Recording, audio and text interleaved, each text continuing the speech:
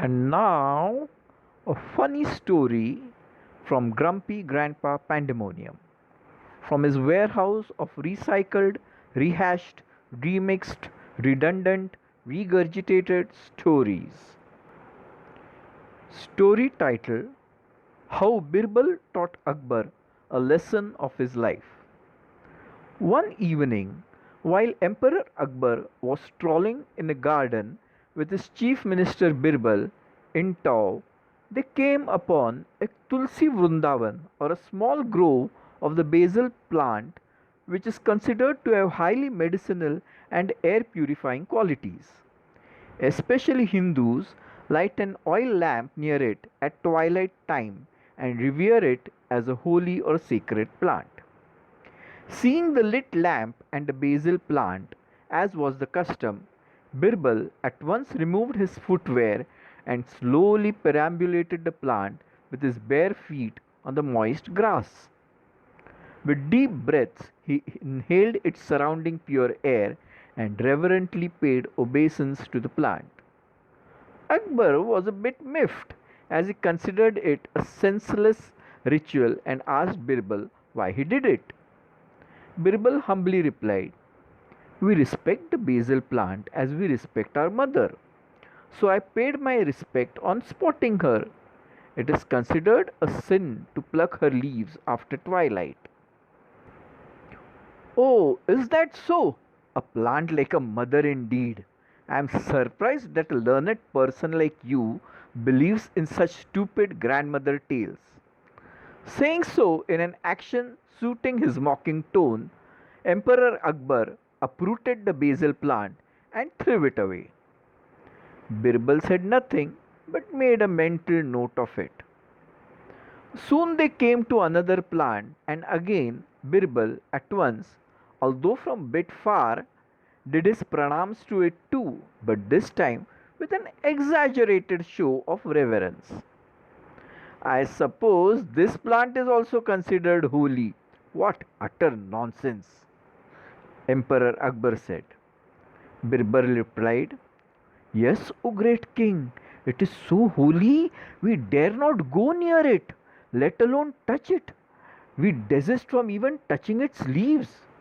At this, Akbar got furious and said, "Mamma mia, here we go again. My, how can I resist this?" Catching the plant with both his hands, he uprooted it. However, as if to prove a point and to add insult to injury, he plucked a bunch of its leaves and, crushing them in his bare palms, threw away the plant. Now, this plant was not an ordinary harmless plant. Known as Mucuna pruriens, or the monkey bean, or velvet bean plant, or bichu patti, or khujli wala plant, or the itching plant, it induces an agonizing, intense itching and burning sensation wherever its micro bristles spread, causing the affected part to swell and burst into red hives.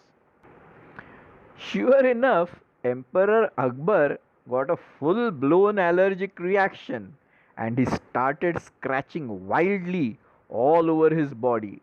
The more he scratched, the more the burning and stinging sensation spread and grew more intense. If any of you, dear reader or listener, have ever had the misfortune of touching this bichu patti, you will understand the unbearable burning and itching agony of poor Emperor Akbar. Taken by surprise by this sudden, invisible, yet painful attack, Emperor Akbar screamed in pain and fear, "Birbal, save me! What is this strange sorcery inflicted upon me? And by whom?"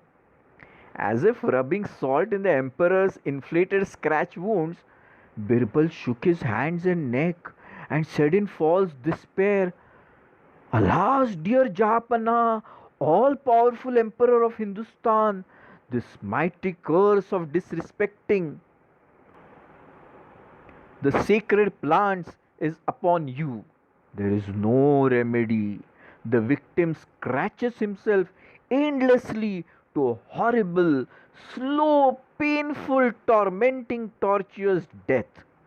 Death caused by his own scratching, by his own hands is he doomed.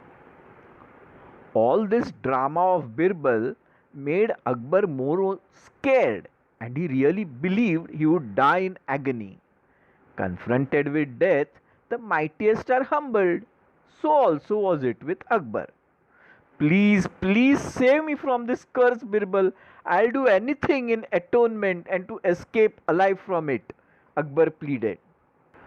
Well, said Birbal, perhaps there may be a way to appease the angry plant deities. Repeat after me.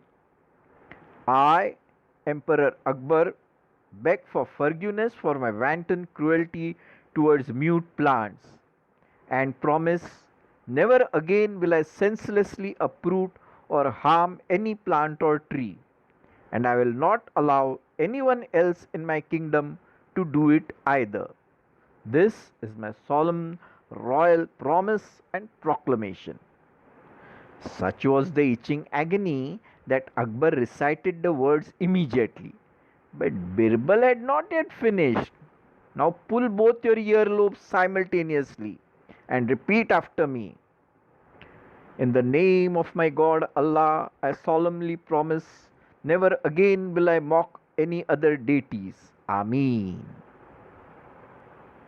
His nostrils fuming and flaring in helpless anger, Emperor Akbar did as he was told. Birbal then took him to a nearby cowshed and said, Now pay your respects to my another mother like deity, the sacred cow, and ask her to give you her prasad or gracious holy gift. Muttering silent curses under his breath, Akbar again did as he was told. The nonchalant cow just gave a big grunting moo and tossing her head, lifted up her tail, which was hitherto flicking off flies, to ease herself and ejected a lot of dung, called as gobar in Hindi. The infuriated emperor said, What in Jahannum's name is this? Jahannum means hell. Birbal replied, This, my dear king, is the cow's prasad, a gracious holy gift for you. Do not disrespect it. Apply it all over your body at once. Swearing to himself for this self invited humiliation, Akbar did as prescribed because the pain and scratching was unbearable. And miracle of miracles! Strangely enough, the cow dung and cow urine, gomutra, mixture gave him instant relief from his horrible agony. In reality, what seemed as a miracle to Akbar was actually due to the medicinal curative healing properties of the cow dung. It was the most ideal, naturally processed mud pack easily available to remove body heat or to cure allergic hives. By now, the emperor had been totally humbled by Birbal's mother like deities and in a subdued tone pleaded, Please, Birbal, I promise not to take revenge for this entire episode. But save my honor. I cannot enter my palace smeared with cow dung. Even if my courtiers won't dare laugh, Queen Jodha and my harem will never lose a chance to taunt and laugh at me if they see me in this state until my dying day. Birbal noticed that Akbar's repentance was genuine, so he said, All right, follow me. Or in Hindi टपोरी लिंगो, चल निभाते हैं अपनी यारी, तू भी क्या याद करेगा. Taking him to a river bank, Birbal said, This is my holy mother, the river goddess Ganga. Bathe in her flowing waters and wash off all the dung. Akbar dived into the river at once and after a thorough cleansing bath emerged fresh and in a buoyant mood. In a cheerful tone he said, Thank you, Birbal. I have been properly chastised and taught an unforgettable lesson of my life. Never again will I hold your culture and deities in disdain and disbelief. May Lord Allah forgive me for my prior arrogance and ignorance.